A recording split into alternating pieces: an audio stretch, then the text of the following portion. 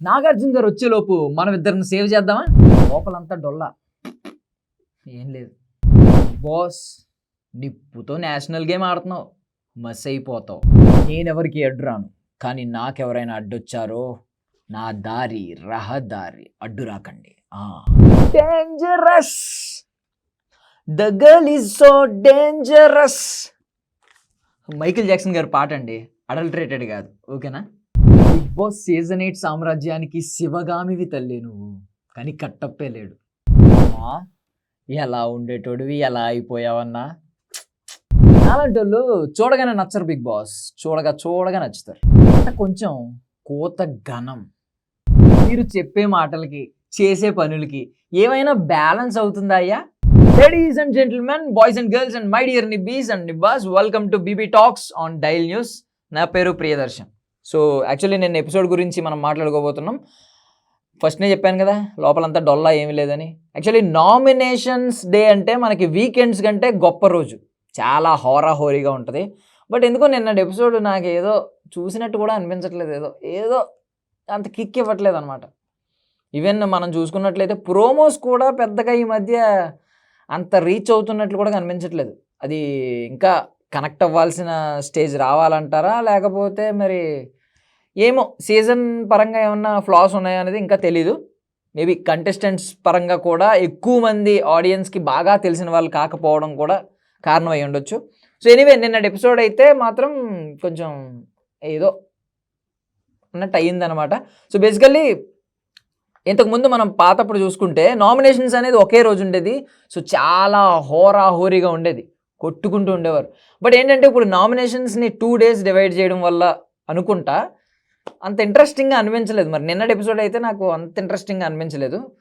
So anyway okay. So నిన్నటి episode గురించి మాట్లాడుకుంటే, సో అందరూ నామినేట్ చేశారు. సేమ్ పాపం ఆ చెత్త అనే నామినేషన్కి, ఆ చెత్త అనే టాపిక్కి పాపం ప్రేరణ కూడా చెత్త చూసి ఆ చెత్త మీద విసిగిపోయి నామినేట్ చేసేయండి అన్నట్టు ఉందన్నమాట. చెత్త గురించి ఇంకా భరించలేకపోతున్నారు. ఈ చెత్త ఈ నామినేషన్స్తో అయిపోవాలని కోరుకుంటున్నాం. అండ్ కమింగ్ టు నిఖిల్, ఎలా ఉండేటోడు ఎలా అయిపోయాడు. ఫస్ట్ 2 daysలో మనం చూస్తే ఫుల్ డామినేషన్ అనమాట, అందరినీ డామినేట్ చేసేసాడు. అసలు ఆయన దుమ్ము రేపాడు. అసలు ఏంటంటే మనకి ఇంకా కొంచెం నెగిటివ్ థాట్స్ వచ్చినాయి. ఏంటి మనిషి ఇలా ఉన్నాడు, కొంచెం డామినేటింగ్ బిహేవియరా, కమాండింగ్ బిహేవియరా, ఒకవైపు లీడర్షిప్ క్వాలిటీస్ కూడా ఉన్నాయి. అప్పుడు క్యాప్టెన్ అనేది లేదనుకోండి అఫ్కోర్స్ ఈ సీజన్లో. బట్ ఎవరు చీఫ్ ఎవరు ఏది అనే టాపిక్ లేనప్పుడే తనే ఇనిషియేషన్ తీసుకుని, తనే లీడ్ తీసుకుని ప్రతి విషయంలో అందరికీ చెప్తూ వాళ్ళు ఇతని మాట కూడా వినేవారు. సో ఆ కైండ్ ఆఫ్ కమాండ్ ఉండేది. ఇప్పుడు ఎందుకు మొత్తం వీక్ అయిపోయాడు.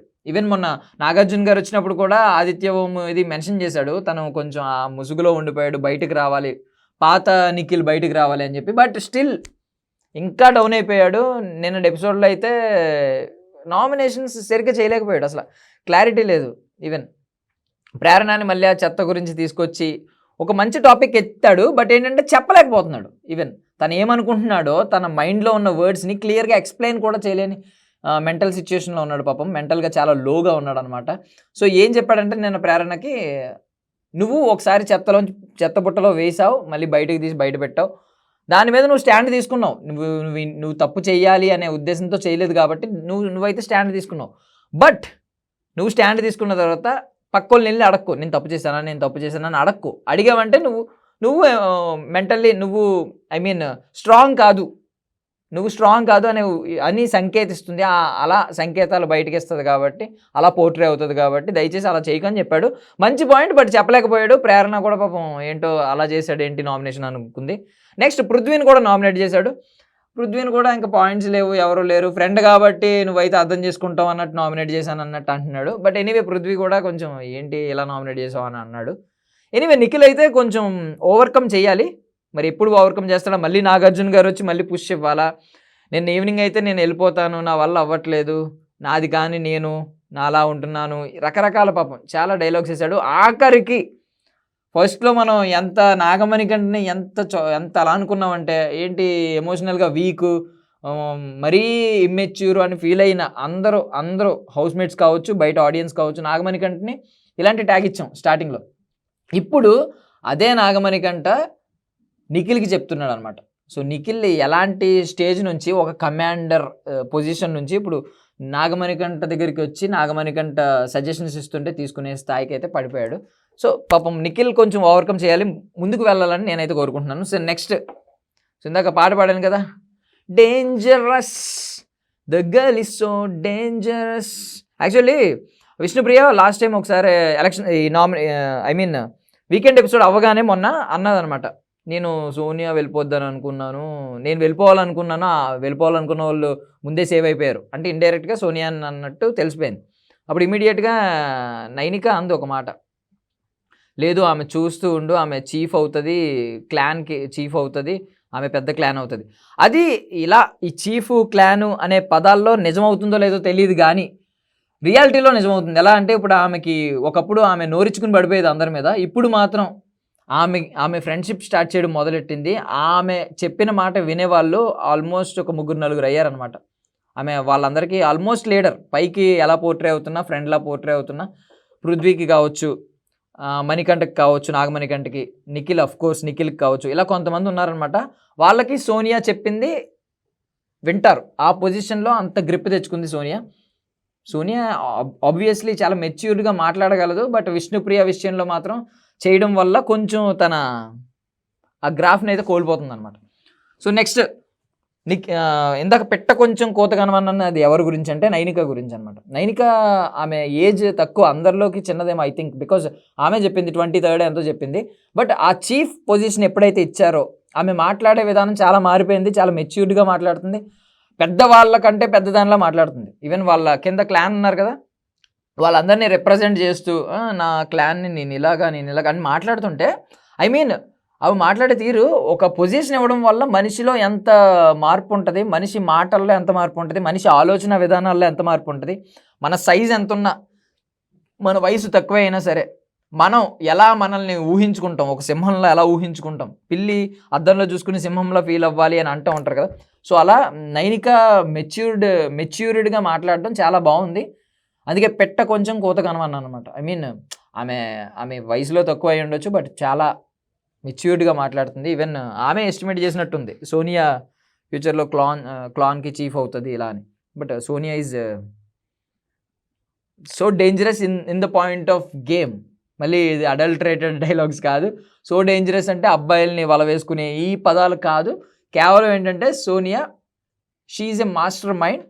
ఫస్ట్ ఎప్పుడైతే అందరికీ యాంటీ అన్నట్టు పోర్ట్రే అయ్యి ఇప్పుడు ఒక 3 అయితే దగ్గర అయ్యారు. నాగమణికంఠ అయితే అఫ్ కోర్స్ నువ్వు నాకు అక్కవి అని చెప్పి నిన్న ఎమోషనల్ అయ్యి హగ్ చేసుకున్నాడు. So next Prithvi and Nikhil మధ్య, వీళ్ళిద్దరి మధ్యలో కొంచెం మంచిగా ఒక మంచి ఫ్రెండ్షిప్ బాండ్ అయితే ఏర్పడింది.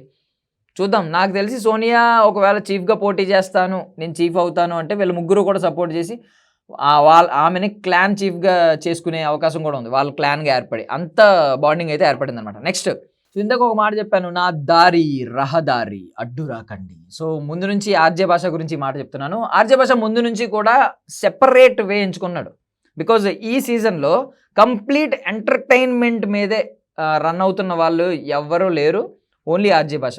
కొంతమంది కమాండింగ్ పొజిషన్లో, కొంతమంది గొడవల మోడ్లో, కొంతమంది ఏమో సరదాగా ఎంజాయ్ చేద్దామని, కొంతమంది ఏమో చిల్ అవుదామని, కొంతమంది ఏమో సరదాగా కొంచెం అటు కొంచెం ఇటు ఉంటూ రకరకాలుగా ఉన్నారు. ఈవెన్ మనకి విష్ణుప్రియ కొంచెం అండ్ ప్రేరణ కొంచెం ఈ ఎంటర్టైనింగ్ జోన్లో ఉన్నారు. కానీ అబ్బాయి కూడా జోక్స్ వేస్తాడు, బట్ అబ్బాయి 2 వైపులా ఉన్నాడు. అబ్బాయి సీరియస్ గేమ్ ఉంటుంది, మాట్లాడతాడు, అవసరమైతే అరుస్తాడు, ఇవన్నీ ఉన్నాయి. బట్ ఆర్జే భాష ఒక్కడు మాత్రం కంప్లీట్ ఎంటర్టైనింగ్ వేనే ఎంచుకున్నాడు అనమాట.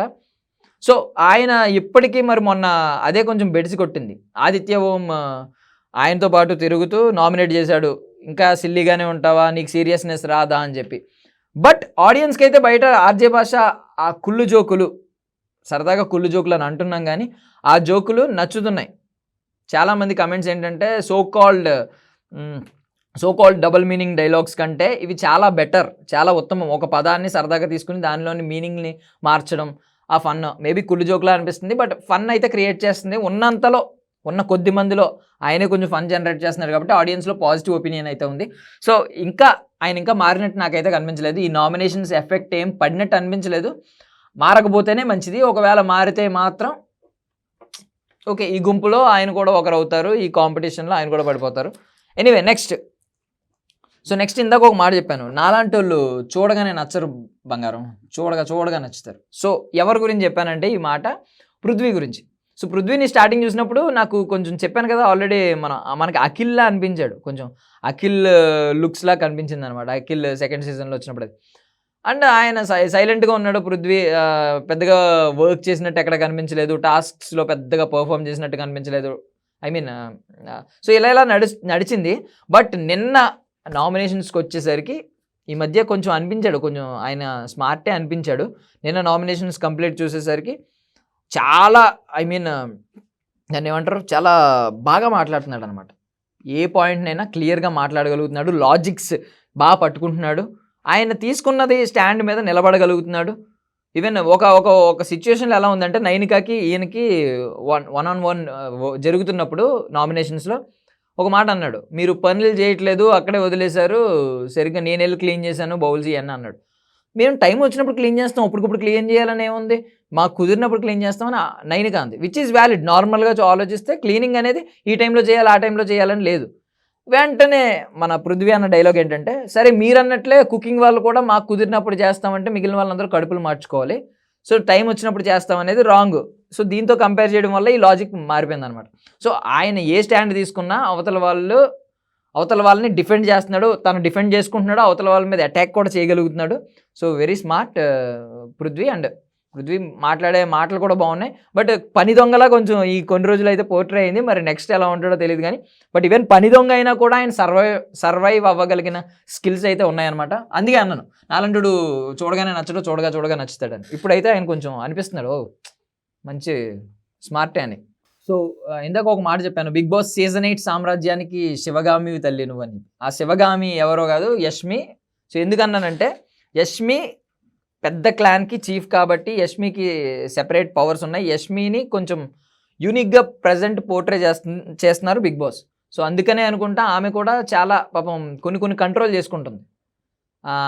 యాక్చువల్లీ నిన్న ఫుడ్ గురించి ముందు మాట్లాడాలి. ఫుడ్ గురించి చెప్పాలంటే ఏంటంటే, మీరు మాట్లాడే మాటలకి చేసే పనులకి ఏమైనా సంబంధం ఉందా అని అడిగాం కదా. ఎవరెవరినంటే నిఖిల్, సోనియా, పృథ్వీ, ప్రేరణ అనమాట. వీళ్ళ నలుగురు ఏంటంటే నిన్న బిగ్ బాస్ ఒక ఆదేశం ఇచ్చాడు, మీరు ఉన్న పాటుగా ఫుడ్ అంతా తీసుకొచ్చి లోపల పెట్టేయండి, రేషన్ ఇకపై ఫ్రీగా ఉండదు, టాస్క్లు గెలిచి మీరు ఫుడ్ సంపాదించుకోవాలని చెప్పి. సో అప్పుడు ఏం చేశారంటే నిఖిల్, సోనియా, ఈ పృథ్వీ, ప్రేరణ ఏం చేశారంటే ఎక్కువగా, అంటే అందరూ చాలామంది తిన్నారు, వీళ్ళు స్టార్ట్ చేశారు ముందుగా ఫుడ్ తినేయడం.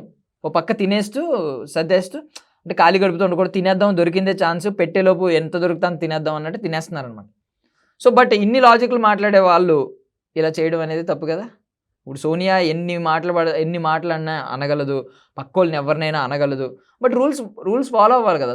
సోనియా కొన్ని రూల్స్ క్రియేట్ చేయగలిగినప్పుడు సోనియా రూల్స్ మాట్లాడాలి కదా, రూల్స్ ఫాలో అవ్వాలి కదా. సో నాకు ఈ పాయింట్ అనిపించింది అనమాట. ఈవెన్ నిఖిల్ పాపం లోలో ఉన్నాడు కాబట్టి మనం ఇప్పుడు ఏం అనలేం.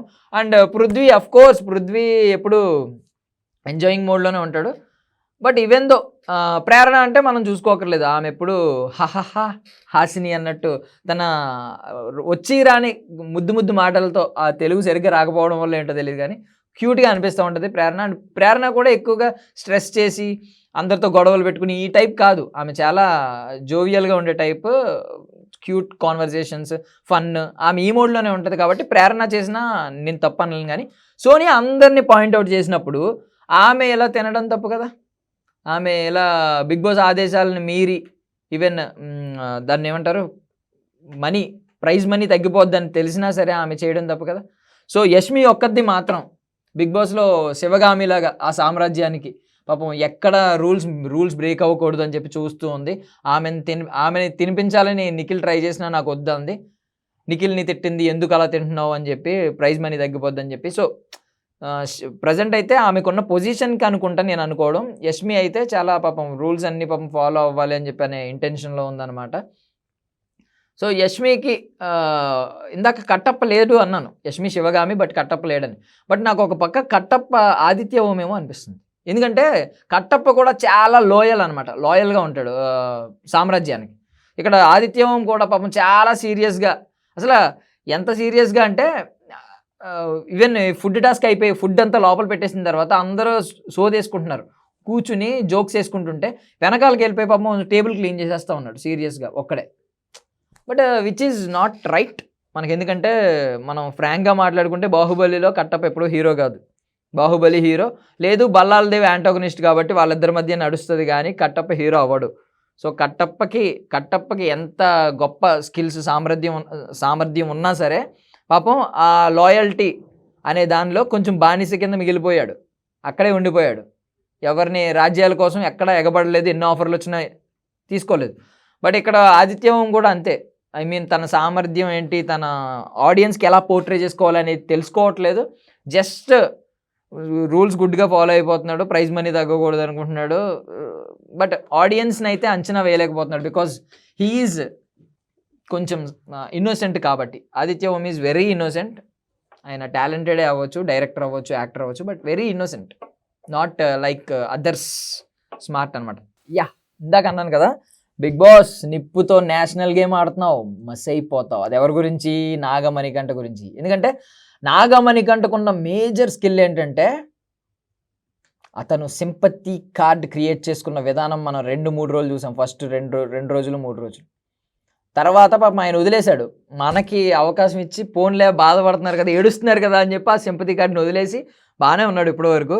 బట్ మీరు బిగ్ బాస్ ఏం చేసిందంటే ఒక అవకాశం ఇచ్చిందనమాట. మళ్ళీ నువ్వు సింపతి క్రియేట్ చేసుకోగలిగితే క్రియేట్ చేసుకో, నీకు దమ్ముంటే క్రియేట్ చేసుకో అన్నట్టు ఒక మంచి టాస్క్ ఇచ్చింది. ఏంటంటే ఆల్రెడీ ఇప్పుడు లైవ్లో అది ఆల్రెడీ చాలామంది చూస్తున్నారు, లైవ్లో ఆల్రెడీ మెన్షన్ చేశారు. ఏంటంటే ఇక్కడ నుంచి నాగమణికంఠ ఒక చిన్న క్లాన్లో సభ్యుడు కాబట్టి రాగిపిండితో మాత్రమే ఏదైనా ఫుడ్ చేసుకుని తినాలన్నమాట. దానిలో కూడా ఏమి యూజ్ చేయకూడదు, ఇంగ్రీడియంట్స్ ఓన్లీ సాల్ట్ యూజ్ చేసుకోవాలి. So which is tough thing. పాపం ఎవరికైనా టఫే. రాగిపిండి మేబీ ఆరోగ్యానికి మంచిది అయ్యవచ్చు కానీ, ఆరోగ్యాభిలాషులకు ఆనందకరంగా మారచ్చు కానీ, బట్ 3 పూట్ల రాగిపిండి తినమంటే ఎవడో తినలేడు, ఎవరికైనా బాధే. సో దీనిని ఎంత అంటే ఆడియన్స్కి ఏ విధంగా నాగమణికంఠ చూపించబోతున్నాడు, ఈ ఆల్రెడీ పాపం బిగ్ బాస్ కార్నర్ చేస్తున్నాడు కాబట్టి దీన్ని సింపతిగా మార్చుకోవడానికి నాగమణికంఠ ఏమన్నా కష్టపడతాడా, ఆయనకున్న ఆ స్కిల్స్ని యూజ్ చేసుకుంటారా అనేది చూడాలి.